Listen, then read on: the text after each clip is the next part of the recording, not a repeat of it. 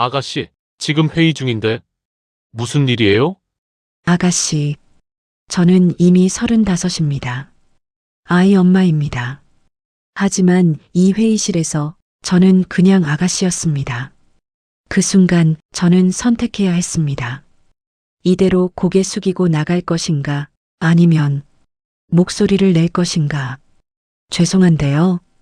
방금 통역이 완전히 다르게 전달되고 있습니다. 회의실이 얼어붙었습니다. 청소하시는 분이 통역을 어떻게 알아요? 누군가 비웃었습니다. 수십 명의 임원들이 저를 쳐다봤습니다. 경멸, 무시, 비웃음. 하지만 저는 알고 있었습니다. 지금 이 순간 이 회사의 수백억짜리 계약이 잘못된 통역 한 줄로 무너지고 있다는 것을. 그날 밤 청소복 입은 한 여자가 회의실 문을 열었습니다. 그리고 그 한마디가 모든 것을 바꿔놓았습니다. 안녕하세요. 저는 올해 35입니다. 사람들은 저를 그냥 청소하시는 분이라고 부릅니다. 이름으로 불린 적은 거의 없습니다. 낮에는 7살 딸아이 손을 잡고 학교 앞 횡단보도를 건넙니다. 아침 햇살이 아이 얼굴을 비추면 저는 생각합니다. 이 아이만큼은 내가 지켜야 한다. 그리고 밤이 되면 저는 완전히 다른 사람이 됩니다. 아이를 잠재우고 집을 나서면 이 도시의 불빛 아래서 저는 투명한 사람이 됩니다. 제가 일하는 곳은 강남의 한 대기업 본사입니다. 22층짜리 건물. 밤 9시부터 새벽 2시까지 저는 이 건물의 모든 층을 닦습니다. 그래서 늘 계단으로 올라갑니다. 한 층, 2층, 10층, 11층. 숨이 차도 멈추지 않습니다. 왜냐하면 멈추면 생각이 나거든요. 예전의 제 모습이. 저는 원래 이런 사람이 아니었습니다. 30살 때까지 저는 해외에 살았습니다. 남편이 그쪽 회사로 발령을 받아서 함께 건너갔고 저도 현지 회사에서 일했습니다. 사무실에서 일하고 회의에 참석하고 프로젝트를 리드하고 그렇게 평범한 직장인으로 살았습니다. 외국어는 늘 자신 있었습니다. 대학 시절부터 관련 공부를 했고 현지에서는 통역 일도 종종 했습니다. 그때는 제 이름으로 불렸습니다. 김 과장님, 김 대리님. 사람들은 제게 존중을 보였고 저도 그게 당연하다고 생각했습니다. 그런데 어느 날 그 모든 게 한순간에 무너졌습니다. 남편이 사고를 당했습니다. 현장에서 일하다가 크레인이. 그날 이후로 저는 말을 잃었습니다. 말 그대로 한동안 목소리가 나오지 않았습니다. 임신 8개월이었습니다. 뱃속의 아이는 아빠 얼굴을 보지 못한 채 세상에 나왔습니다. 장례를 치르고 보험금을 정리하고 짐을 싸서 한국으로 돌아왔습니다. 아이를 안고 혼자. 그때부터였습니다. 제가 투명해지기 시작한 건 구직 면접마다 똑같은 질문을 받았습니다. 아이는 누가 봐요? 야근 가능하세요? 출산 휴가나 육아휴직 계획은? 경력을 말하면 사람들은 고개를 끄덕였습니다. 하지만 미혼모라는 단어를 들으면 표정이 바뀌었습니다. 아, 죄송합니다. 미망인이죠. 하지만 사람들에게는 그게 중요하지 않았습니다. 아이 있으면 힘들어요. 우리 회사는 야근이 많아서. 일단 아이가 좀 크면 다시 연락 주세요. 10군데, 20군데, 30군데. 문은 계속 닫혔습니다. 통장 잔고는 줄어들었고 아이는 분유값을 알 리 없이 계속 자랐습니다. 그래서 저는 결정했습니다. 낮에는 아이를 키우고 밤에는 무슨 일이든 하겠다고. 청소일은 그렇게 시작됐습니다. 이력서가 필요 없었고 경력을 묻지 않았고 아이 유무를 따지지 않았습니다. 밤 9시부터 새벽 2시까지 가능하세요? 네. 그게 전부였습니다. 처음 출근한 날 저는 청소복을 입고 거울을 봤습니다. 낯선 사람이 서 있었습니다. 하지만 괜찮다고 생각했습니다. 아이만 잘 키우면 된다고. 이건 잠시일 뿐이라고. 그렇게 3년이 흘렀습니다. 22층 건물은 이제 제 몸이 기억합니다. 어느 화장실에 물때가 잘 끼는지, 어느 층 복도에 먼지가 많이 쌓이는지, 어느 사무실에 밤늦게까지 불이 켜지는지. 저는 이 건물의 밤을 가장 잘 아는 사람입니다. 하지만 이 건물의 누구도 제 이름을 모릅니다. 가끔 임원들이 야근하다 저를 보면 "아, 수고하세요" 정도 말합니다. 친절한 사람은 "힘드시죠?" 하고 묻기도 합니다. 저는 늘 웃으며 대답합니다. "괜찮습니다." 괜찮지 않아도 그렇게 말합니다. 왜냐하면 저는 여기서 그저 청소하는 사람이니까요. 22층 대회의실. 이 건물에서 가장 큰 회의실입니다. 중요한 회의가 있을 때마다 이곳에 불이 켜집니다. 저는 그럴 때마다 복도에서 잠시 걸음을 멈춥니다. 유리문 너머로 보이는 긴 테이블, 양복 입은 사람들, 프로젝터 화면, 그리고 제가 절대 앉을 수 없는 의자들. 그 안에서 결정되는 돈이 제 1년치 월급보다 많다는 걸 압니다. 그리고 그 돈이 제 아이 인생이랑은 아무 상관없다는 것도 압니다. 저는 고개를 돌리고 계단을 내려갑니다. 제자리로 돌아갑니다. 그게 제 일이니까요. 그런데 그날은 달랐습니다. 그날은 제가 처음으로 그 회의실 문을 열어야 했던 날이었습니다. 그날은 금요일이었습니다. 2월 마지막 주 금요일. 평소보다 일찍 출근했습니다. 건물 로비에 들어서는데 경비 아저씨가 말했습니다. "오늘 22층에 큰 회의 있어요. 끝나고 청소해달라고 하더라고." "네, 알겠습니다." 저는 평소처럼 대답하고 계단을 올라갔습니다. 그런데 이상했습니다. 평소에는 저녁 8시면 대부분 퇴근하는데 오늘은 여기저기 불이 켜져 있었습니다. 복도를 지나가는데 직원들이 수군거렸습니다. "오늘 계약 성사되면 우리 회사 대박이래." 글로벌 투자사에서 온다며? 회장님도 직접 참석하신대. 저는 그냥 지나쳤습니다. 저와는 상관없는 이야기니까요. 하지만 가슴 한편이 조금 답답했습니다. 그날 아침 딸아이를 학교에 데려다 주면서 선생님께 말씀을 들었습니다. "민지 어머니, 다음 달부터 학원비가 조금 오른다고 했죠?" "네, 알고 있습니다. 그리고 현장학습비도 있고요. 이번에 제주도로 간다고 했잖아요." 제주도. 아이가 그렇게 가고 싶어 하던 곳이었습니다. "친구들 다 간대요, 엄마." "나도 가고 싶어요." 아이의 눈망울이 반짝였던 게 기억났습니다. 하지만 현장학습비가 35만 원이었습니다. 학원비가 오르고 관리비를 내고 공과금을 내고 식비를 쓰고 나면 남는 게 없었습니다.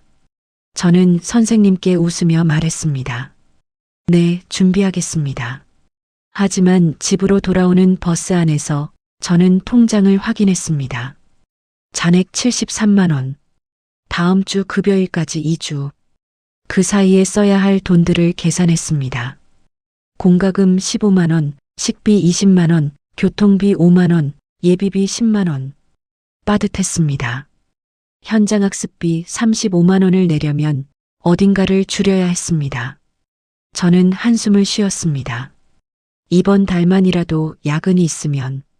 야근 수당은 시간당 1만 2천 원이었습니다. 5시간 야근하면 6만 원. 적은 돈이지만 저에게는 소중한 돈이었습니다. 그래서 오늘 22층 회의가 늦게 끝나면 좋겠다고, 야근 수당이라도 받을 수 있으면 좋겠다고 은근히 기대하고 있었습니다. 죄송합니다. 제가 너무 속물 같죠? 하지만 이게 제 현실이었습니다. 아이 학원비가 오를 때마다, 현장학습 안내장이 올 때마다 저는 계산기를 두드려야 했습니다. 그게 싱글맘의 삶이었습니다.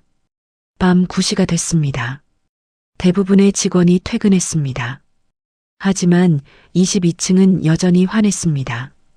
저는 21층부터 청소를 시작했습니다. 22층은 회의가 끝난 후에 할 예정이었습니다. 10시쯤 엘리베이터 도착 소리가 들렸습니다. 외국인들이었습니다. 양복 입은 서너 명, 통역사로 보이는 젊은 여성, 그리고 우리 회사 임원들. 저는 복도 구석으로 비켜섰습니다. 그들은 제 존재를 눈치채지 못한 채 22층 회의실로 들어갔습니다. 문이 닫혔습니다. 저는 계속 21층을 청소했습니다. 진공 청소기 소리가 컸지만 위층에는 들리지 않을 거라 생각했습니다. 1시간쯤 지났을 때 갑자기 22층에서 발소리가 났습니다. 누군가 급하게 복도를 걸어가는 소리, 그리고 작은 목소리. 자료 좀 더 가져와야겠어. 회의 중간에 나온 것 같았습니다. 저는 청소를 멈추고 귀를 기울였습니다. 이유는 모르겠지만 뭔가 불안한 느낌이 들었습니다. 11시가 넘었습니다. 저는 21층 청소를 끝내고 22층으로 올라갔습니다. 회의실 불은 여전히 켜져 있었고 유리문 너머로 사람들이 보였습니다. 화면에는 영문 계약서가 띄워져 있었습니다. 저는 복도 끝에서 기다렸습니다. 언제 끝날지 모르니 일단 다른 곳부터 청소하기로 했습니다. 복도 화장실, 탕비실, 임원실 앞 복도. 그렇게 1시간을 더 기다렸습니다. 자정이 넘어갔습니다. 회의실 안에서 목소리가 커졌습니다. 웃음소리도 들렸습니다. 잘 되고 있나 보다. 저는 그렇게 생각했습니다. 그런데 갑자기 분위기가 바뀌었습니다. 웃음소리가 멈추고 긴 정적이 흘렀습니다.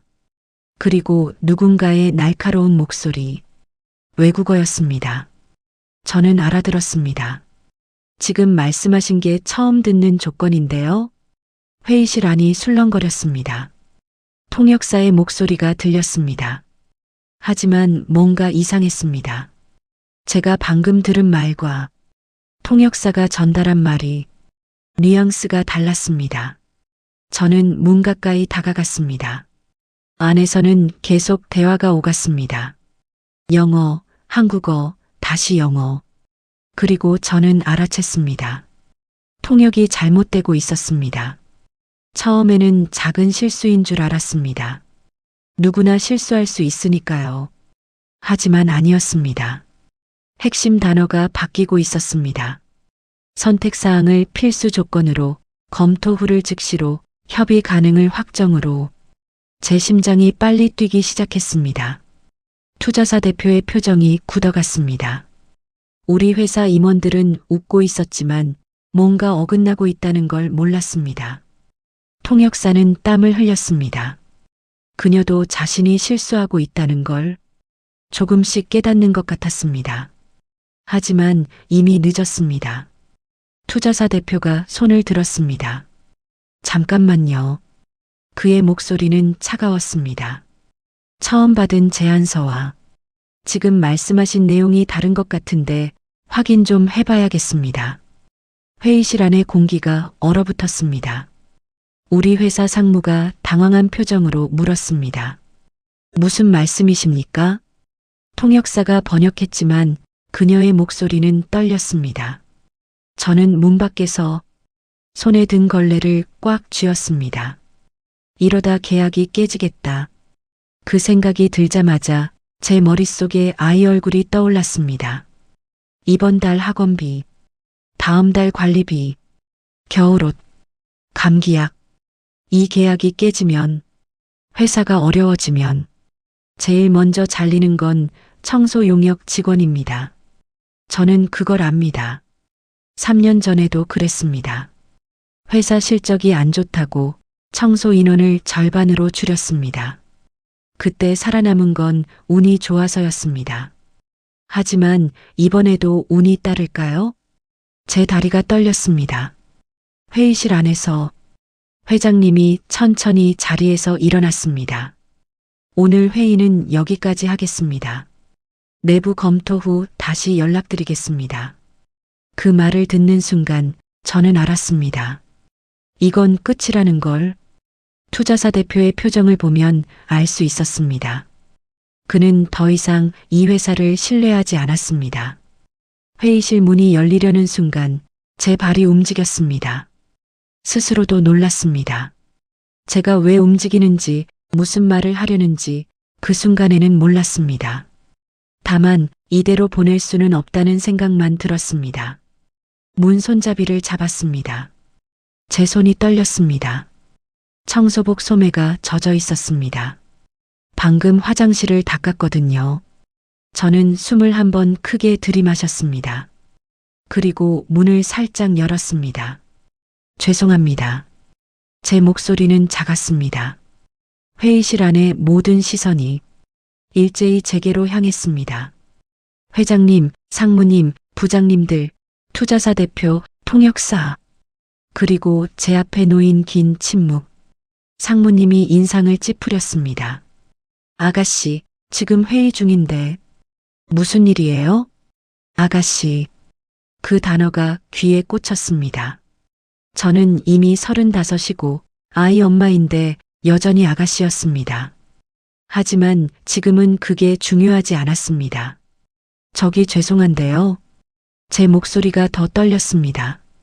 방금 통역이 조금 다르게 전달된 것 같아서요. 회의실이 더 조용해졌습니다. 그리고 몇 초 후 누군가 웃었습니다. 비웃음이었습니다. 저는 그 웃음이 제 등을 타고 내려오는 걸 느꼈습니다. 차갑고 날카롭고 모욕적인 웃음. 뭐라고요? 젊은 부장이 저를 보며 말했습니다. 그의 눈빛에는 경멸이 섞여 있었습니다. 청소하시는 분이 통역을 어떻게 알아요? 다른 임원들도 어이없다는 표정을 지었습니다.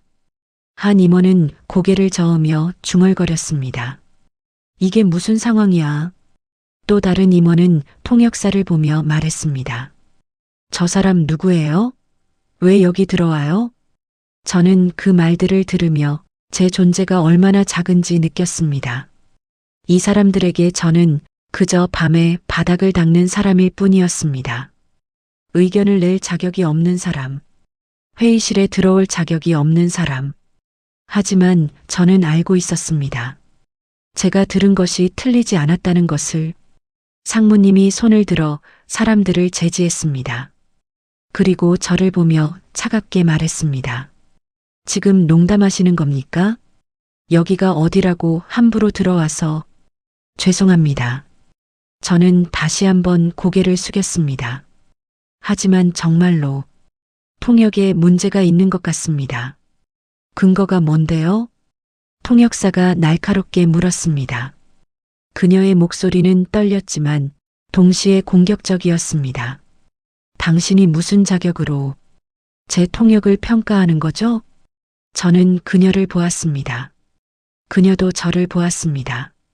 그 눈빛에는 분노만이 아니라 두려움도 섞여 있었습니다. 그녀도 알고 있었습니다.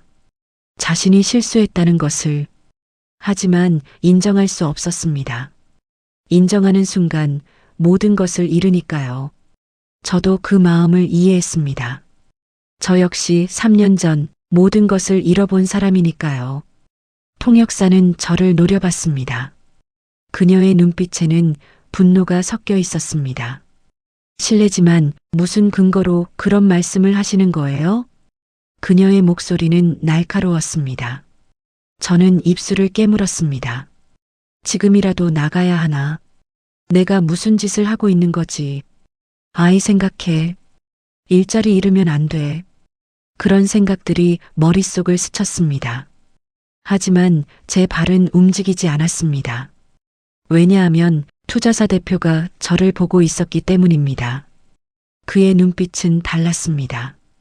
비웃지 않았습니다. 오히려 궁금해하는 것 같았습니다. 저는 그를 보며 말했습니다.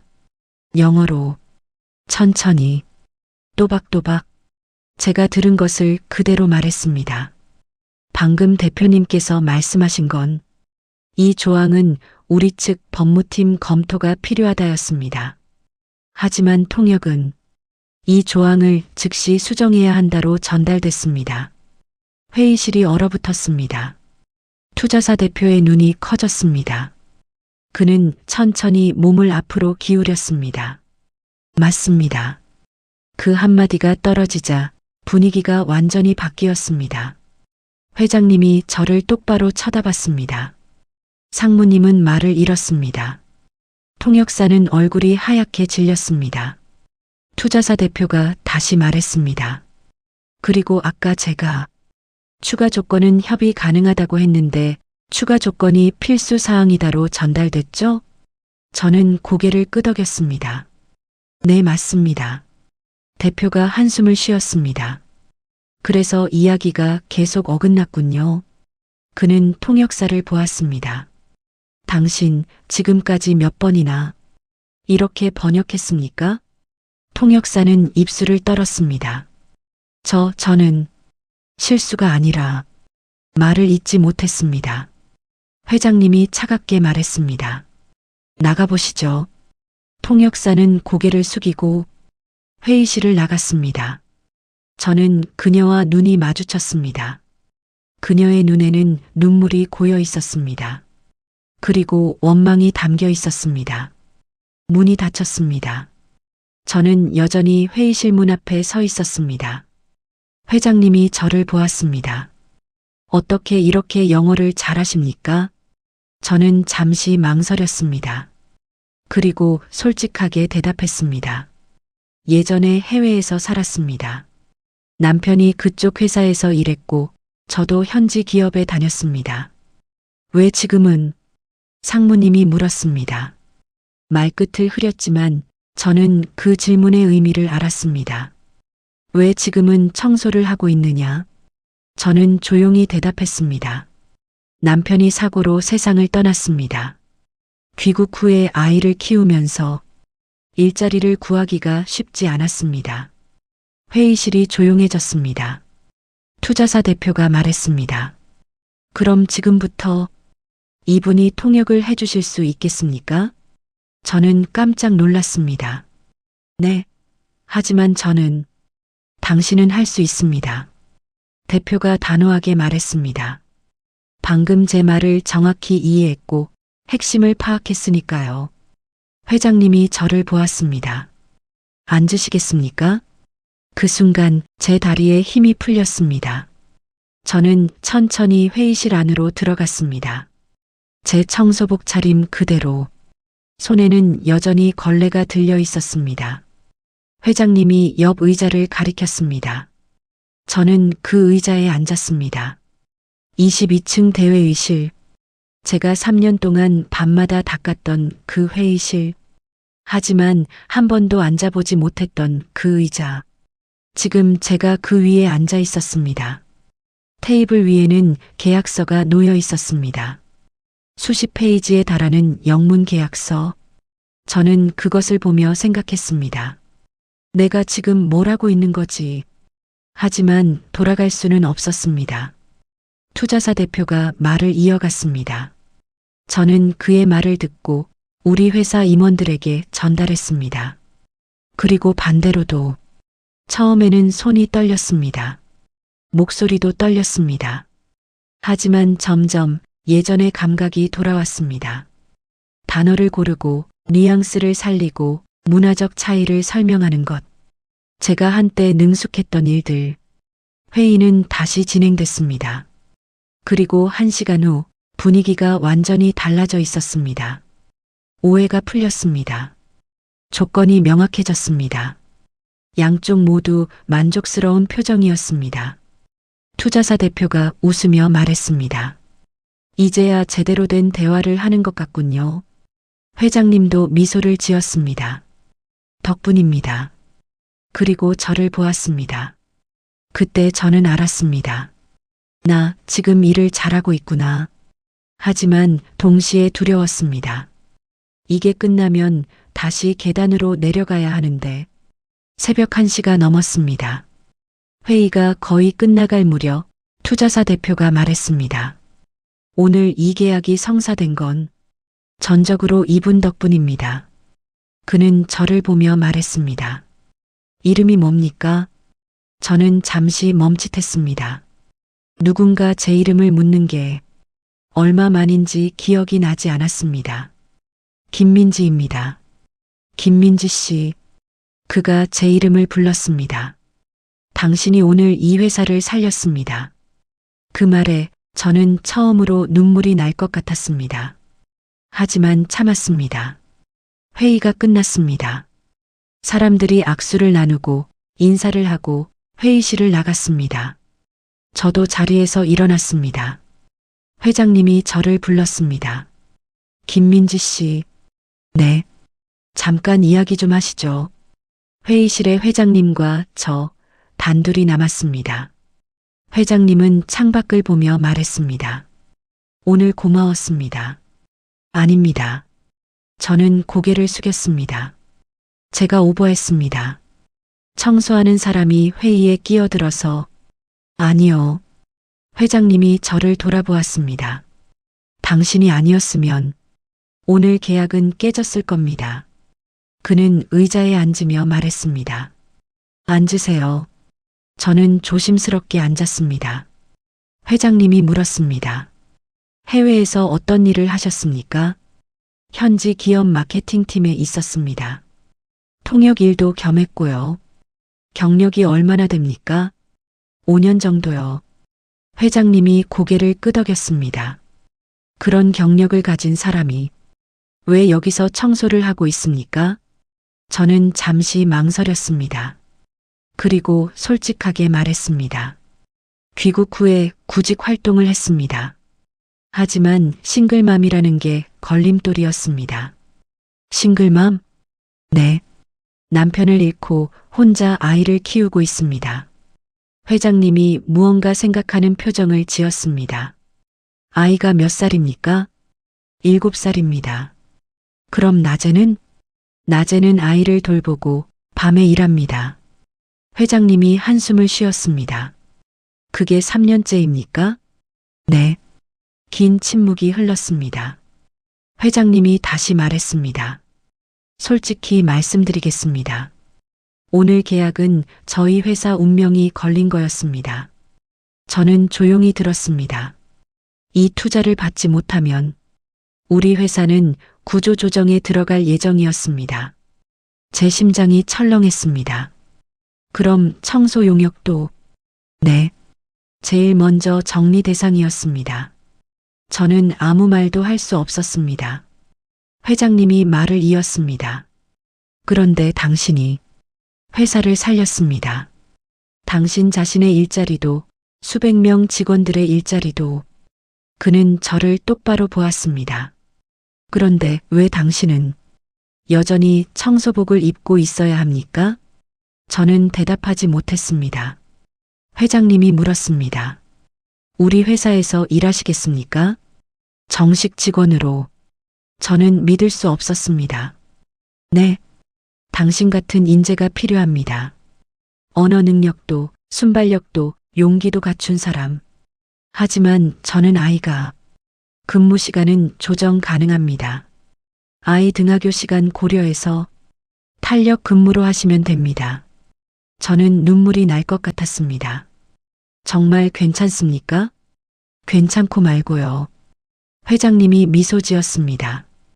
당신이 오늘 보여준 건 단순히 언어 실력이 아닙니다. 당신은 위기 상황에서 올바른 선택을 했습니다. 자신의 안전을 걸고 회사를 위해 나섰습니다. 그런 사람이 필요합니다. 저는 고개를 숙였습니다.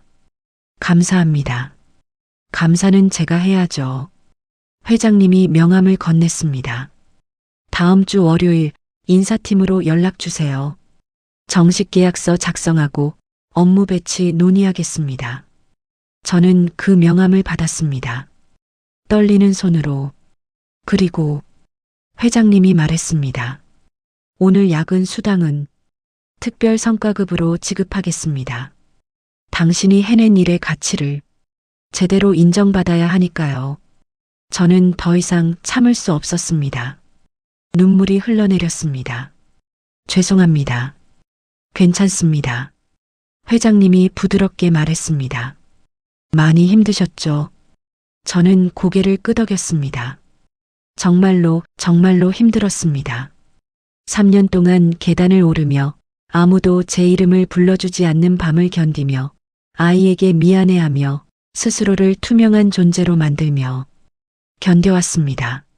하지만 오늘 누군가 제 이름을 불러줬습니다. 김민지 씨. 그 한마디가 제게는 세상 전부였습니다. 회의실을 나왔습니다. 복도는 조용했습니다. 이미 새벽 2시가 넘었습니다. 저는 계단을 내려가며 생각했습니다. 오늘 밤은 청소를 못했네. 하지만 괜찮았습니다. 내일부터는, 아니 다음 주부터는 저는 청소복이 아닌 다른 옷을 입을 테니까요. 집에 가는 버스 안에서 저는 창밖을 봤습니다. 새벽의 도시, 아직 잠들지 않은 불빛들, 그 불빛 속에 제자리가 생긴 것 같았습니다. 투명했던 제가 조금씩 색을 찾아가는 것 같았습니다. 집에 도착했습니다. 아이는 곤히 자고 있었습니다. 옆집 할머니께서 봐주신 덕분입니다. 저는 아이 얼굴을 가만히 봤습니다. 이 아이를 위해서라면 뭐든 할 수 있어. 그렇게 생각하며 버텨왔습니다. 하지만 오늘 저는 깨달았습니다. 나를 위해서도 살아야 한다는 것을. 아이 옆에 누웠습니다. 잠이 오지 않았습니다. 오늘 있었던 일들이 계속 떠올랐습니다. 회의실 문을 열었던 순간 모두가 저를 보았던 그 시선, 투자사 대표의 놀란 표정, 회장님의 제안, 그리고 제 이름을 불러준 그 목소리. 김민지 씨. 저는 미소를 지었습니다. 오랜만에 웃는 것 같았습니다. 진짜로 웃는 것 같았습니다. 주말이 지나갔습니다. 토요일 아침 아이가 물었습니다. 엄마, 왜 웃어요? 응? 엄마가 웃었어? 네. 계속 웃고 있어요. 아이도 따라 웃었습니다. 저는 아이를 안았습니다. 엄마가 좋은 일이 생겼거든. 무슨 일이요? 엄마가 이제 낮에도 일할 수 있게 됐어. 아이의 눈이 커졌습니다. 정말요? 그럼 엄마 밤에 안 나가요? 응. 이제 밤에는 집에 있을 거야. 아이가 환하게 웃었습니다. 와, 엄마랑 저녁에 같이 밥 먹을 수 있어요? 그럼. 아이가 제 목을 안았습니다. 엄마 최고. 그 순간 저는 제가 올바른 선택을 했다는 걸 알았습니다. 그날 저녁 저는 옆집 할머니께 인사드렸습니다. 할머니, 그동안 정말 감사했습니다. 아이고, 무슨 말씀을. 당연한 거지. 다음 주부터는 제가 저녁에 집에 있을 수 있어요. 할머니가 놀라며 물었습니다. 어머, 일을 그만두는 거야? 아니요. 다른 일을 하게 됐어요. 낮 시간에 일하는 거요. 아이고, 잘 됐네. 축하해. 할머니가 제 손을 꽉 잡았습니다. 민지야, 넌 할 수 있는 아이야. 맨날 그렇게 생각했어. 저는 눈물이 났습니다. 고맙습니다, 할머니. 월요일 아침이 왔습니다. 저는 아이를 학교에 데려다 주고 회사 인사팀으로 향했습니다. 정장을 입었습니다. 오랜만에 입어보는 정장이었습니다. 조금 작아진 것 같았지만 그래도 괜찮았습니다. 거울을 보았습니다. 낯선 사람이 서 있었습니다. 하지만 이번에는 두렵지 않았습니다. 회사에 도착했습니다. 로비를 지나는데 경비 아저씨가 저를 못 알아봤습니다. 실례지만 어디 찾으세요? 아, 저 인사팀 가는 길이에요. 아, 신입사원이세요? 저는 웃었습니다. 비슷한 것 같네요. 엘리베이터를 탔습니다. 임원용 엘리베이터가 아닌 일반 엘리베이터였습니다. 하지만 오늘은 탈 수 있었습니다. 정식 직원 자격으로 22층 버튼을 눌렀습니다. 엘리베이터가 올라갔습니다. 계단으로 오르던 그 층을 이제는 편하게 올라갈 수 있었습니다. 22층에 도착했습니다. 복도는 환했습니다. 낮의 복도는 밤과 달랐습니다. 사람들이 오갔고 전화 소리가 들렸고 복사기 돌아가는 소리가 들렸습니다. 살아있는 공간이었습니다. 인사팀에 들어갔습니다. 안녕하세요. 김민지입니다. 아, 김민지 씨. 기다렸습니다. 인사팀 과장이 반갑게 맞아줬습니다. 회장님께 말씀 들었습니다. 정말 대단하시더라고요. 저는 쑥스럽게 웃었습니다. 아니에요. 계약서를 작성했습니다. 급여 조건, 근무 시간, 업무 내용 하나하나 확인하며 서명했습니다. 제 이름을 김민지. 그 이름이 이제는 청소부가 아닌 정식 직원으로 쓰여졌습니다. 축하드립니다. 과장이 악수를 청했습니다. 저는 그 손을 잡았습니다. 감사합니다. 내일부터 출근이세요. 국제사업팀 배치입니다. 네, 열심히 하겠습니다. 회사를 나왔습니다. 아이를 데리러 학교로 갔습니다. 아이가 뛰어나왔습니다. 엄마. 응, 우리 딸. 아이를 안았습니다. 엄마, 오늘 일 어땠어요? 응, 잘 됐어. 내일부터 출근이야. 와, 엄마 대단해. 집으로 가는 길. 아이 손을 잡고 걸으며 저는 생각했습니다. 지난 3년 정말 힘들었습니다. 하지만 그 시간이 있었기에 오늘의 제가 있는 것 같았습니다. 계단을 오르며 배운 인내, 투명한 존재가 되며 느낀 갈증, 그리고 아이를 지키기 위해 버틴 용기. 그 모든 것이 회의실 문을 여는 힘이 됐습니다. 횡단보도 신호를 기다리는데 아이가 물었습니다. 엄마, 행복해요? 갑작스러운 질문에 저는 아이를 내려다봤습니다. 응? 갑자기 왜? 엄마가 요즘 많이 웃어요. 전에는 잘 안 웃었는데. 제 가슴이 찡했습니다. 아이는 알고 있었습니다. 엄마가 힘들었다는 것을, 엄마가 웃지 않았다는 것을. 저는 아이 앞에 무릎을 꿇고 아이와 눈높이를 맞췄습니다. 응, 엄마 행복해. 정말 행복해. 나도. 아이가 환하게 웃었습니다. 엄마가 웃으니까 나도 행복해요. 그 순간 저는 깨달았습니다. 제가 행복해야 아이도 행복하다는 것을, 제가 당당해야 아이도 당당할 수 있다는 것을. 3년 동안 저는 아이를 지키기 위해 모든 것을 참았습니다. 모욕도, 무시도, 차별도. 하지만 그게 진짜로 아이를 지키는 방법이었을까요? 아니었습니다.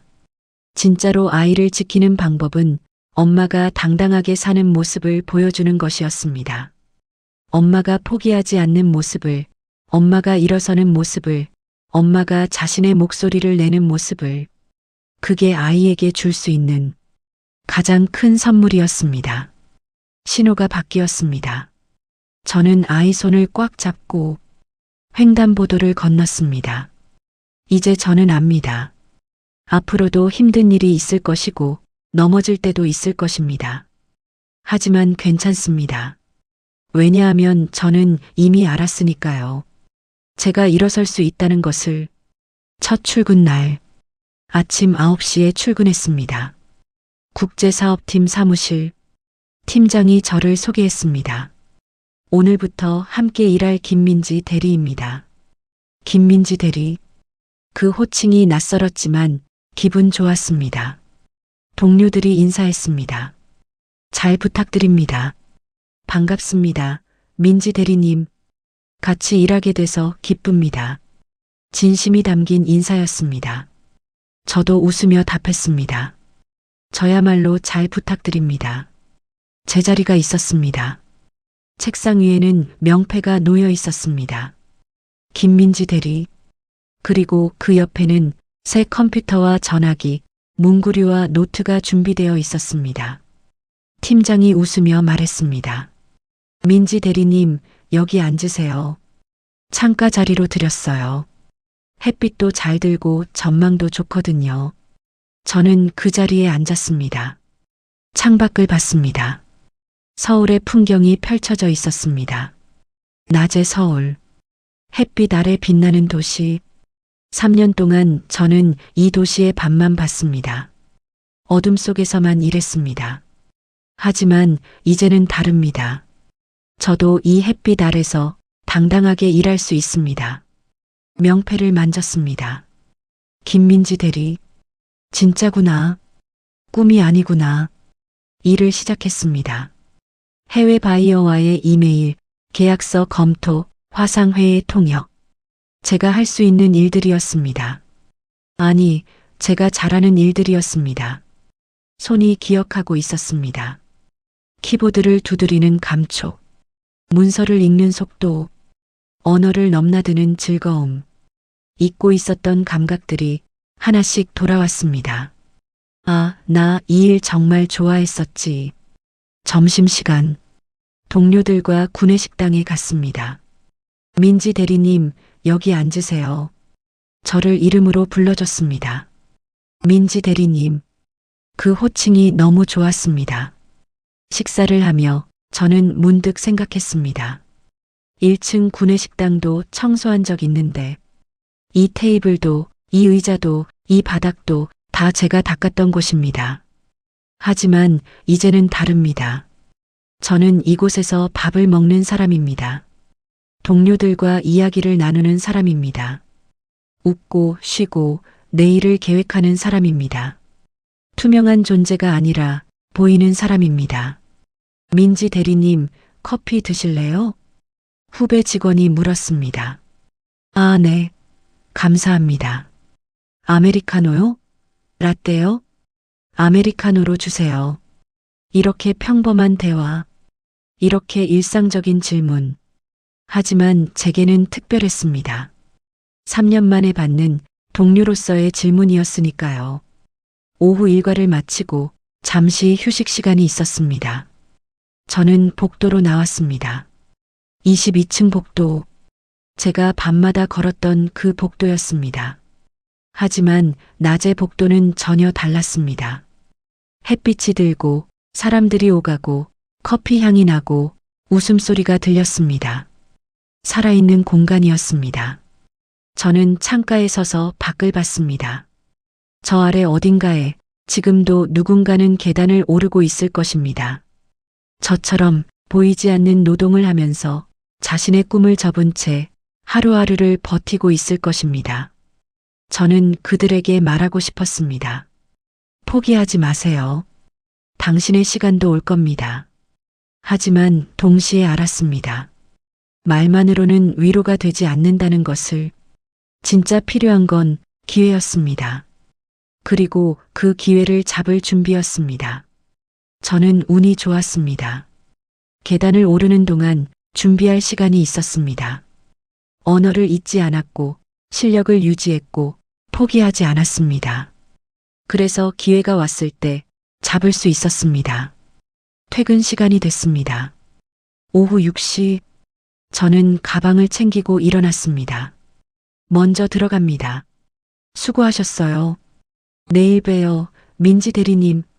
조심히 들어가세요. 따뜻한 인사들이 날아왔습니다. 저는 웃으며 손을 흔들었습니다.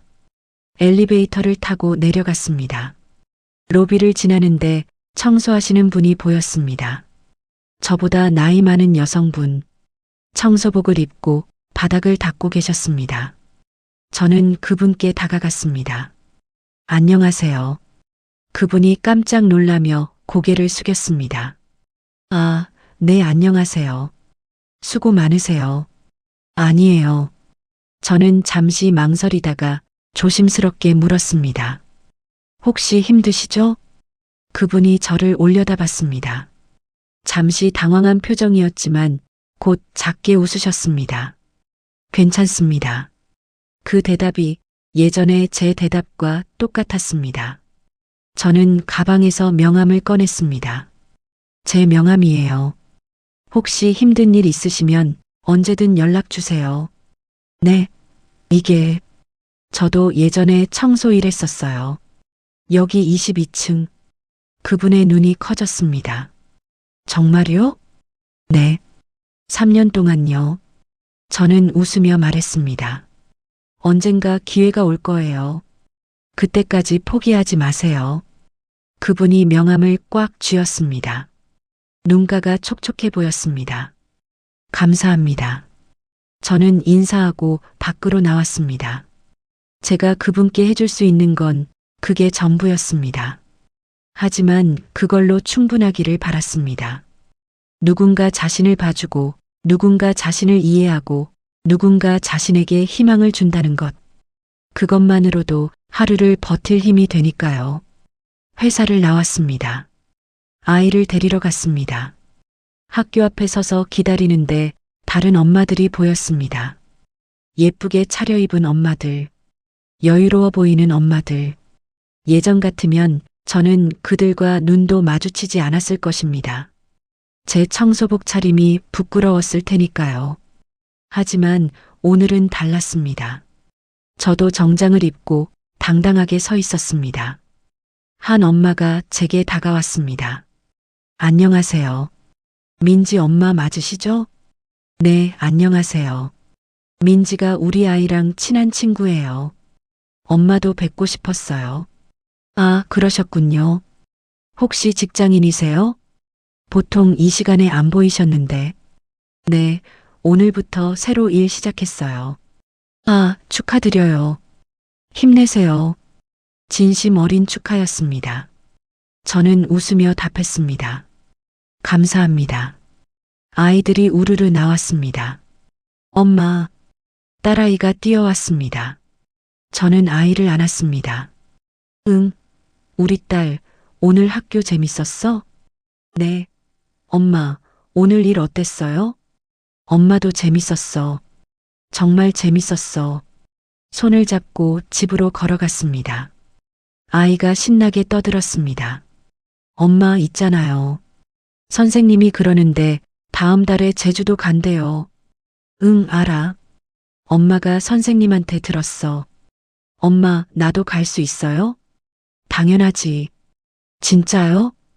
아이가 깜짝 놀라며 저를 올려다봤습니다. 응. 친구들이랑 다 같이 가. 와, 엄마 최고. 아이가 팔짝팔짝 뛰었습니다. 저는 그 모습을 보며 웃었습니다. 이제는 할 수 있습니다. 아이가 원하는 것을, 아이가 필요한 것을 조금씩 해줄 수 있습니다. 물론 여전히 빠듯합니다. 하지만 예전처럼 매일 통장 잔액을 걱정하며 아이 눈치를 보지는 않아도 됩니다. 그것만으로도 감사했습니다. 저녁을 함께 먹었습니다.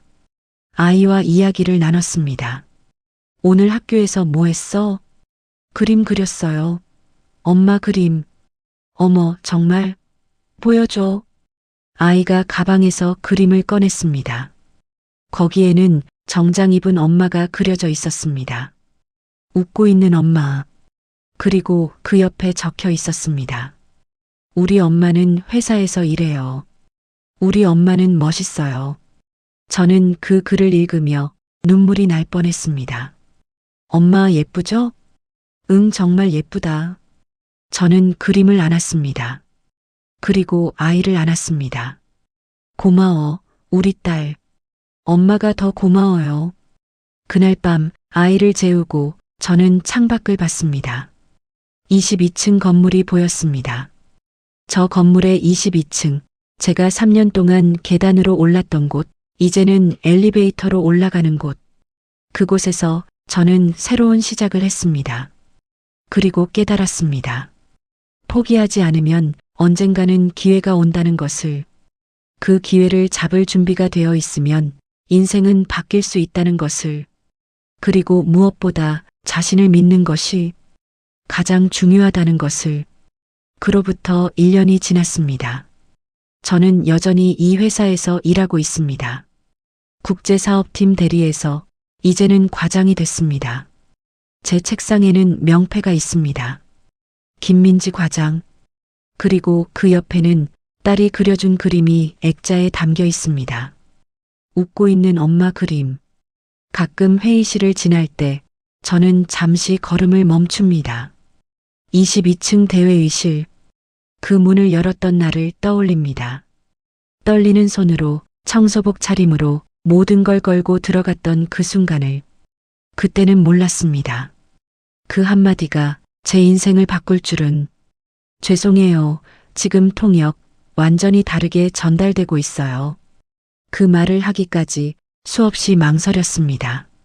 이러다 일자리 잃으면 어떡하지? 사람들이 비웃으면 어떡하지? 내가 틀렸으면 어떡하지? 하지만 더 큰 두려움이 있었습니다. 이대로 아무 말도 안 하면 나는 평생 후회할 것 같다. 그래서 문을 열었습니다. 그리고 그 선택이 모든 것을 바꿨습니다. 지금 생각해보면 그 3년의 시간도 의미가 있었던 것 같습니다. 계단을 오르며 배운 인내, 투명한 존재가 되며 느낀 갈증, 아이를 지키며 키운 용기. 그것들이 없었다면 저는 그날 문을 열지 못했을 겁니다. 가끔 후배 직원들이 물어봅니다. 과장님, 어떻게 그런 용기를 내셨어요? 저는 이렇게 대답합니다. 용기라기보다는 더 이상 투명하고 싶지 않았어요. 내 이름으로 불리고 싶었고 내 목소리를 내고 싶었어요. 그리고 무엇보다 내 딸에게 보여주고 싶었어요. 엄마는 포기하지 않는 사람이라는 걸. 요즘 아이는 자랑스럽게 말합니다. 우리 엄마는 회사에서 일해요. 되게 중요한 일한데요. 친구들이 물으면 아이는 자세히 설명합니다. 저는 그 모습을 보며 생각합니다. 잘했다. 내가 잘한 거야. 지난주에는 예전 통역사를 우연히 만났습니다. 카페에서 그녀는 저를 못 알아보는 것 같았습니다. 저도 모른 척 지나칠까 했습니다. 하지만 발걸음을 멈췄습니다. 안녕하세요. 그녀가 저를 봤습니다. 아, 그녀는 저를 알아봤습니다. 잠시 어색한 침묵이 흘렀습니다. 잘 지내세요? 제가 먼저 물었습니다. 네, 그럭저럭요. 저 때문에 힘드셨죠? 그녀가 고개를 저었습니다. 아니요, 제 실수였어요. 당신은 옳은 일을 한 거예요. 감사합니다. 그녀가 작게 웃었습니다. 오히려 그 일이 계기가 됐어요. 제가 너무 자만했다는 걸 깨달았어요. 지금은 더 열심히 공부하고 있어요. 잘 됐네요. 우리는 악수를 나눴습니다. 그리고 각자의 길로 갔습니다. 그 순간 저는 생각했습니다. 모두에게 기회는 온다. 그 기회를 어떻게 받아들이느냐가 중요한 거구나. 지금 이 순간 화면 너머의 여러분도 각자의 자리에서 버티고 계실 겁니다. 어떤 분은 저처럼 자신의 능력을 발휘하지 못한 채 하루하루를 견디고 계실지도 모릅니다. 어떤 분은 언제 올지 모를 기회를 기다리며 준비하고 계실지도 모릅니다. 제가 여러분께 드리고 싶은 말은 이겁니다. 포기하지 마세요. 지금 당신이 서 있는 자리가 비록 원하는 곳이 아니더라도 그곳에서 최선을 다하세요. 왜냐하면 그 시간이 쌓여서 언젠가 당신만의 순간이 올 테니까요. 그리고 그 순간이 왔을 때 용기를 내세요. 떨려도 두려워도 실패할 것 같아도 그래도 문을 여세요. 저는 그렇게 했습니다. 그리고 제 인생이 바뀌었습니다. 여러분도 할 수 있습니다. 마지막으로 여러분께 질문 하나 드리고 싶습니다. 만약 여러분이 그날의 저였다면 회의실 문을 열었을까요? 모든 걸 잃을 수도 있는 상황에서 그래도 옳다고 생각하는 일을 했을까요? 댓글로 여러분의 생각을 들려주세요. 그리고 혹시 지금 비슷한 고민을 하고 계신다면 주저하지 마시고 용기를 내시길 바랍니다. 여러분의 한마디가 여러분의 인생을 바꿀 수 있습니다.